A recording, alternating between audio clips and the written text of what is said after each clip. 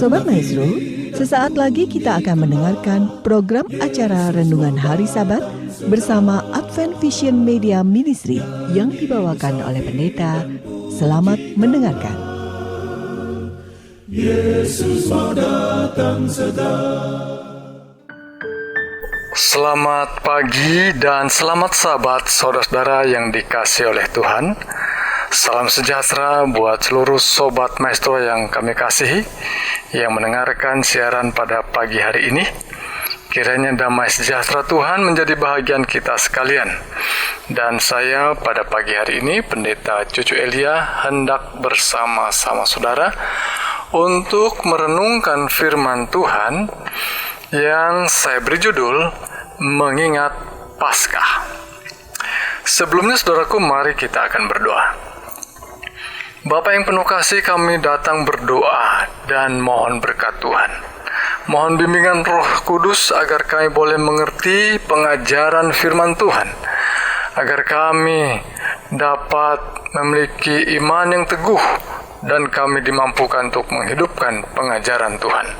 Di dalam nama Yesus Kristus kami berdoa dan bersyukur. Amin. Saudara-saudara yang dikasihi oleh Tuhan, ayat firman Tuhan yang saya ingin bagikan pada hari pagi Sabat ini adalah dalam Keluaran pasal 12 ayat 7. Kemudian dari darahnya harus diambil sedikit dan dibubuhkan pada kedua tiang pintu dan pada ambang atas, pada rumah-rumah di mana orang memakannya. Saudara-saudara yang dikasihi Tuhan, pada pekan Paskah, pada pekan ini tentu kita merasakan bahwa inilah perayaan Paskah di masa pandemi untuk yang kedua kalinya. Di awal mungkin kita mempertanyakan bagaimana melakukannya. Namun mungkin untuk yang kedua kalinya ada banyak adaptasi, penyesuaian dari gereja-gereja, dari kelompok-kelompok umat Tuhan untuk melakukannya dengan cara-cara tertentu yang diterima tentu bagi jemaatnya dan juga bagi setiap orang yang turut ambil bahagian dalam perayaan Paskah. Saudara-saudaraku yang dikasihi Tuhan, satu kali saya berada di satu wilayah tempat kerja, yaitu di kota Garut, di mana kami mengadakan perayaan Paskah bersama gereja-gereja lainnya. Dan salah satu kebiasaan di salah satu gereja, mereka mengadakan perayaan Paskah dengan membuat telur-telur Paskah. Dan saya belum pernah tadinya melihat ada perayaan Paskah dengan menggunakan telur-telur. Dari mana ceritanya telur ini? Saudaraku sekalian, ada adik-adik kita yang sengaja membuat itu telur diberi warna dan diberi hiasan sehingga menarik sekali. Namun pertanyaan saya, dari mana cerita ini? Nah, saudaraku sekalian, meneliti Alkitab, membaca Alkitab, dan sebagai orang yang dibangun dari dasar Alkitab, mungkin kita tidak akan menemukan cerita tentang telur Paskah. Yang kita temukan dan merupakan awal cerita Paskah adalah kisah munculnya perjalanan bangsa Israel ketika keluar dari perbudakan di tanah Mesir. Sehingga cerita ini adalah cerita yang penting buat kita untuk kita melihat kembali, karena ini adalah cerita awal munculnya yang disebut dengan perayaan Paskah. Dan Paskah memang disebut juga istilahnya adalah Passover, bahasa Inggris, ya. Dan kata itu menyiratkan sebuah makna melewatkan atau dilewatkan, ya. Apa yang dilewatkan? Nah, kita perlu mengetahui jalan ceritanya. Bahwa kata Passover yang kemudian menjadi kata yang baku bagi kekristenan, yaitu perayaan Paskah, tentu diambil dari sebuah perjalanan bangsa Israel di mana kata ini sangat penting, yaitu adanya malaikat yang akan lewat di rumah mereka, dan malaikat itu adalah malaikat yang mencabut nyawa, malaikat yang akan membawa kematian. namun malaikat itu akan melewatkan setiap rumah, di mana rumah itu harus diberi tanda. Ya, ayat yang saya sudah bacakan tadi dalam dalam Keluaran 12 ayat 7. Saya sambung ayat 22. Kemudian kamu harus mengambil seikat hisop dan mencelupkannya dalam darah yang ada dalam sebuah pasu, dan darah itu kamu harus sapukan pada ambang atas dan pada kedua tiang pintu. Seorang pun dari kamu tidak boleh keluar pintu rumahnya sampai pagi. Saudaraku, itulah ayat dan beberapa ayat yang juga saya sudah bacakan tadi untuk memberi penjelasan dan memberikan awal perjalanan daripada kata Paskah atau Passover tadi, di mana rumah-rumah orang-orang Israel yang mau dengan sungguh-sungguh percaya kepada Tuhan harus memberi tanda di rumahnya dengan mencelupkan seikat hisop, daun hisop, dan kemudian dicelupkan ke dalam darah dan kemudian ditetakkan atau dicipratkan mungkin ya di sebelah kiri dan kanan, yaitu tiang daripada pintu, dan juga di sebelah atas pintu. Kata yang digunakan dalam Keluaran pasal 12 ayat 22 ini adalah ambang atas dari pintu. Maka jadi ini hampir sekelilingnya. Jadi pinggir, kiri, kanan, dan atas digunakan lambang itu atau diberi tanda darah. Dan saudaraku sekalian, darah yang digunakan adalah darah dari domba yang disembelih. Dan saudaraku sekalian, inilah jalan cerita awal daripada perayaan Paskah yang pertama kali ada di antara umat Tuhan. Jadi saudaraku sekalian, bukan cerita soal telur, bukan cerita yang lainnya, tetapi Paskah yang diawali dari cerita Alkitab ini adalah Paskah di mana ada malaikat yang akan membawa maut kepada siapapun, yaitu kepada orang-orang atau keluarga-keluarga yang memiliki anak sulung yang akan mati pada waktu mereka akan keluar dari tanah Mesir. Jadi mereka yang tidak percaya, anak sulungnya mati. Mereka yang tidak memiliki tanda itu, mereka anak sulungnya mati. Dan orang-orang yang turut ambil bahagian, sekalipun mereka mungkin bukan orang Israel, tetapi mereka percaya kepada apa yang dilakukan orang Israel karena itu adalah perintah Tuhan, mereka pun mendapatkan keselamatan dengan cara seperti itu. Saudara-saudaraku sekalian, mari kita lihat cerita ini, kita renungkan, dan mari kita lihat bahwa ini adalah sebuah lambang. Ya, jadi cerita munculnya Paskah yang pertama, ya, itu adalah sebuah lambang. Lalu wujudnya tentu itu hal yang penting.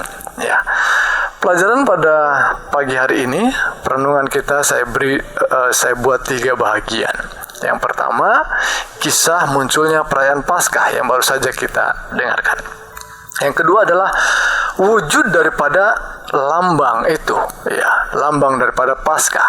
Yang ketiga nanti kita akan lihat makna atau apa yang kita harus lakukan dalam memperingatinya. Mari kita lihat saudaraku yang kedua, yaitu Kristuslah yang menggenapi daripada perayaan Paskah ini. Ketika Yesus bersama murid-muridnya di hari-hari yang terakhir, di waktu-waktu yang akan mengakhiri kehidupan Yesus di dunia ini, Yesus mengajak murid-muridnya bersama-sama dengan Yesus. Dan apa yang dilakukan? Hari itu, pekan itu adalah persiapan untuk memasuki hari Paskah yang biasa dilakukan oleh orang Israel di Perjanjian Lama. Jadi perayaan Paskah bukan cerita Perjanjian Baru sesungguhnya. Kata itu adalah kata yang biasa didengar, biasa dilakukan, dan biasa dirayakan di dunia Perjanjian Lama. Ya. Jadi kalau kita menyebut-nyebut kata Paskah sesungguhnya bukan cerita munculnya pada zaman Yesus, itu cerita Perjanjian Lama. yaitu pada waktu bangsa Israel keluar dari tanah Mesir. Jadi saudaraku sekalian, Yesus dan murid-muridnya yang juga adalah orang Israel, adalah orang Yahudi, juga biasa merayakan itu. Dan mari, kata Yesus, kita merayakannya. Pada ayat yang ke-17 dari Matius pasal 26 dikatakan, pada hari pertama dari hari raya roti tidak beragi, datanglah murid-murid Yesus kepadanya dan berkata, di mana engkau kehendaki kami mempersiapkan perjamuan Paskah bagimu? Jadi murid-murid tanya, oh ini sudah mau Paskah, di mana tempatnya yang cocok buat kita sama-sama? Wah, menikmati kegiatan kebersamaan dengan orang-orang yang dicintai tentu saja ada satu hal yang sangat kita nanti-nantikan. Apalagi dengan guru kita, ya, dengan orang yang kita sangat hormati. Oh, kita cari tempat supaya kita bisa bersama-sama dalam upacara atau dalam sebuah perjamuan khusus. Ayat 18 selanjutnya. Jawab Yesus, pergilah ke kota kepada si Anu dan katakan kepadanya, pesan guru, waktuku hampir tiba. Di dalam rumah mula aku mau merayakan Paskah bersama-sama dengan murid-muridku. Wah, Yesus memberi perintah, dan perintahnya adalah kita akan merayakan perayaan Paskah di rumahmu.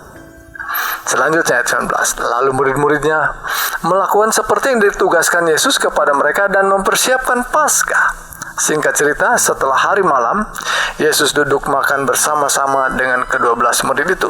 Dan ketika mereka sedang makan, ia berkata, aku berkata kepadamu, sesungguhnya seorang di antara kamu akan menyerahkan aku. Saya tidak membahas tentang siapa yang dimaksudkan akan menyerahkan Yesus, tetapi poinnya adalah bahwa Yesus sudah mulai dan sebelumnya pun sudah menyatakan dirinya bahwa ialah yang sesungguhnya akan diserahkan sebagai domba Paskah itu. Namun sampai detik ini pun murid-muridnya belum mengerti apa maksud Yesus. Apa maknanya? Sesungguhnya murid-murid tidak berharap dan tidak pernah berpikir bahwa Yesus akan menyerahkan dirinya, karena Yesus super power, berkuasa. Kekuatannya mampu dapat mengalahkan banyak orang yang akan menganiaya dia. Jadi itu hal mustahil bagi para murid. Apalagi bagi Yudas. Yudas tahu bahwa Yesus bisa lolos daripada jerat itu. Tapi saudaraku sekalian, mereka benar-benar tidak mengerti, karena Yesus sesungguhnya menyatakan, inilah aku yang dimaksudkan setiap kali merayakan Paskah. Inilah domba Paskah itu. Saudaraku, poin yang kedua dalam pelajaran pada pagi ini, bahwa Yesuslah yang mau ditunjukkan kepada kita, kepada murid-muridnya, bahwa inilah wujud daripada perayaan Paskah selama ini. Ayat yang ke-22. Dan dengan hati yang sangat sedih, berkatalah mereka seorang kepada yang lainnya, bukan aku ya Tuhan, bukan. Mereka saling menunjukkan dirinya bahwa mereka bersih, bahwa saya ini tidak sedang melakukan itu, ya. Saudaraku, dalam merayakan Paskah, ingatlah bahwa adalah satu maksud daripada Tuhan kita mengakui keberdosaan kita, mengakui kekotoran kita. Berbeda dengan murid-muridnya melihat bahwa bukan saya yang hendak melakukan itu. Dan sesungguhnya di antaranya adalah murid Yesus yang mengkhianati Yesus, Yudas, yang juga mengatakan hal yang sama, bukan aku ya Tuhan. Ayat 23, ia menjawab, Yesus memberikan jawaban, dia yang bersama-sama dengan aku sekarang ini. Saya berikan tekanan sekarang ini. Yang sekarang ini juga bersama-sama mencelupkan tangannya ke dalam pinggan ini. Dialah yang akan menyerahkan aku. Saudaraku, pinggan itu kecil, dan yang mungkin bertepatan mengambil roti di pinggan yang sama mungkin tidak banyak, ya. Dan salah satunya tentu adalah Yudas. Jadi tidak sulit untuk menafsirkan siapa yang pada akhirnya menjadi orang yang tuh ambil bahagian untuk menggenapi, ya, nubuatan bagi mereka yang akan menyerahkan Yesus. Dan Yudaslah orangnya. Ayat yang ke-24. Anak manusia memang akan pergi sesuai dengan yang ada tertulis tentang dia. Akan tetapi celakalah orang yang olehnya anak manusia itu diserahkan. Adalah lebih baik bagi orang itu sekiranya tidak dilahirkan.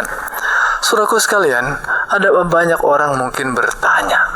Pertanyaannya agak krusial dan mungkin sedikit menggelitik dan juga mencoba mempertanyakan cerita atau pengajaran daripada kekristenan. Pertanyaannya begini, kalau orang itu, kalau seandainya Kristus Yesus itu tujuannya menebus manusia harus mati, dengan cara itulah manusia itu ditebus, berarti orang yang melakukan atau yang membunuh atau yang menyerahkan, mengkhianati Yesus itu harus dapat hadiah, katanya. Wah, ya. Orang yang mencelakai Yesus harus dapat hadiah karena dia yang menggenapi daripada yang direncanakan atau yang diramalkan atau dinubuatkan itu. Tapi mari kita lihat ayat ini, apa yang dikatakan Yesus. Celakalah orang yang olehnya anak manusia itu diserahkan, sekalipun itu diramalkan, ya. Saudaraku, apakah orang jahat di akhir zaman akan muncul? Apakah nabi-nabi palsu di akhir zaman akan muncul? Iya, akan muncul. Tapi pertanyaannya, kalau kita menggenapi nubuatan itu, apakah kita menjadi orang yang berjasa? Tentu saja tidak. Celakalah mereka yang menggenapi nubuatan-nubuatan yang adalah nubuatan kejahatan. Ya. Ayat 25. Yudas yang hendak menyerahkan dia itu menjawab, katanya, "Bukan aku ya Rabi," kata Yesus kepadanya, "Engkau telah mengatakannya." Justru Yesus menegaskan, engkau sudah mengatakannya. Ayat 26, dan ketika mereka sedang makan, Yesus mengambil roti, mengucap berkat, memecah-mecahkannya, lalu memberikannya kepada murid-muridnya, dan berkata, "Ambillah, makanlah, inilah tubuhku." Luar biasa, ya. Dirinya sendiri yang diserahkan bagi murid-muridnya. Inilah tubuhku. Ayat 27. Sesudah itu ia mengambil cawan, mengucap syukur, lalu memberikannya kepada mereka dan berkata, "Minumlah kamu semua dari cawan ini. Sebab inilah darahku, darah perjanjian yang ditumpahkan bagi banyak orang untuk mengampuni dosa." Saudaraku yang dikasihi oleh Tuhan, ada dua perkara atau dua hal yang dilakukan di dalam upacara Paskah ini, atau kita sebut sebagai sebuah upacara perjamuan kudus, yaitu memakan roti dan meminum air anggur, sebagaimana Yesus memberikan teladan, menyiapkan roti dan anggur untuk dimakan dan diminum, dan Yesus memberikan wujudnya atau sebagai perwujudan daripada lambang yang dimaksudkan, yaitu inilah tubuhnya sendiri, inilah darahnya sendiri, ya.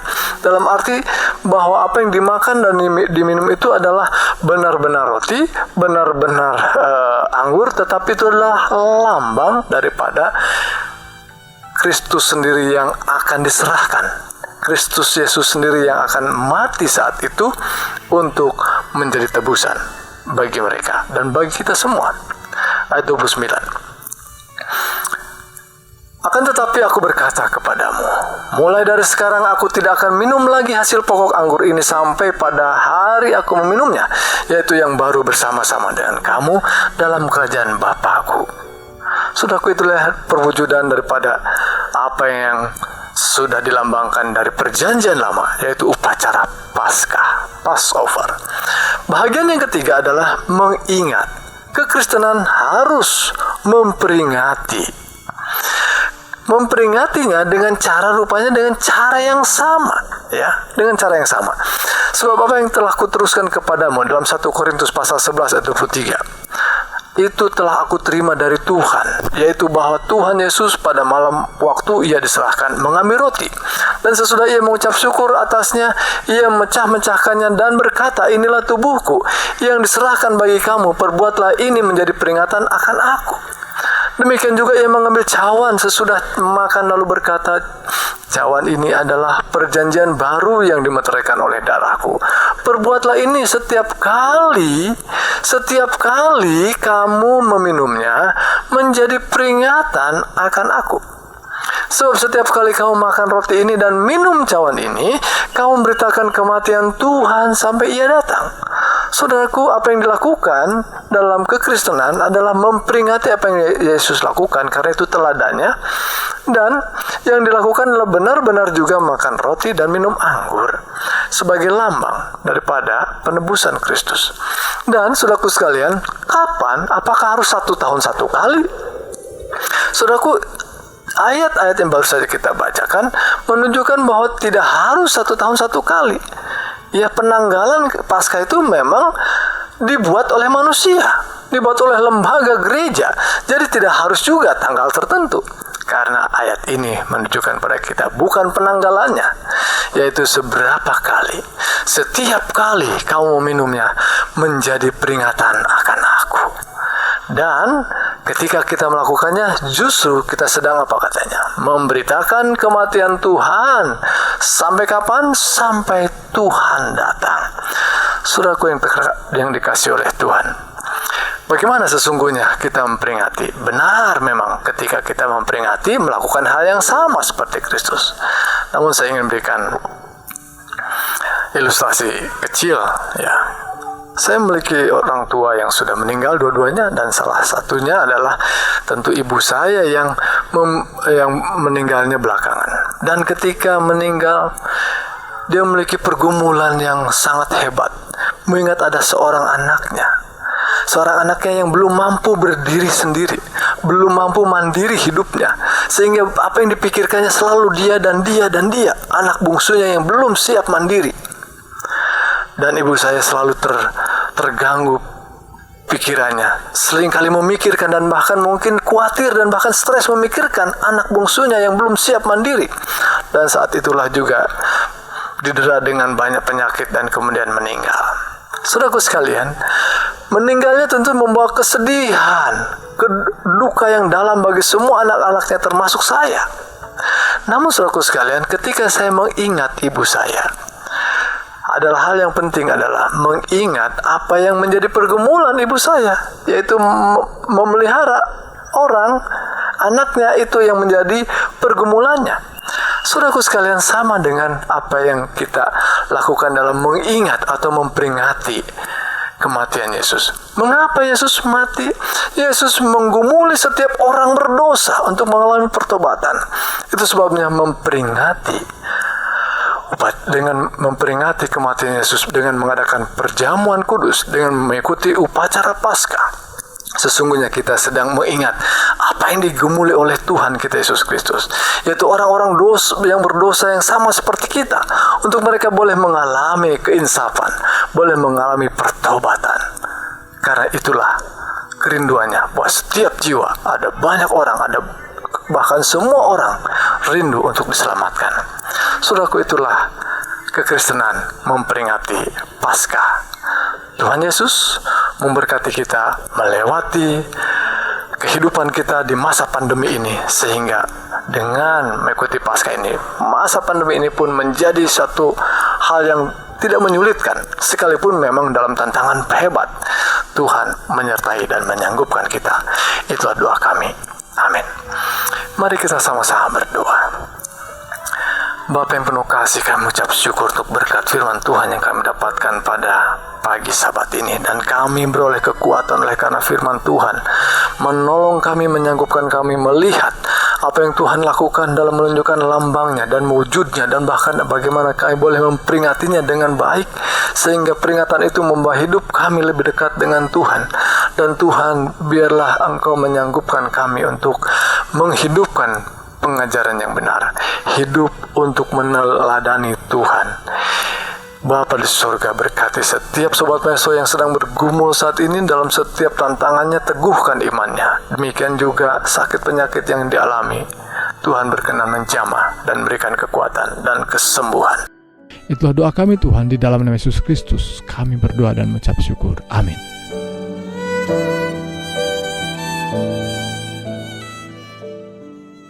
Angkat nafiri dan Sobat Maestro, Anda telah mendengarkan program acara Renungan Hari Sabat bersama Advent Vision Media Ministry.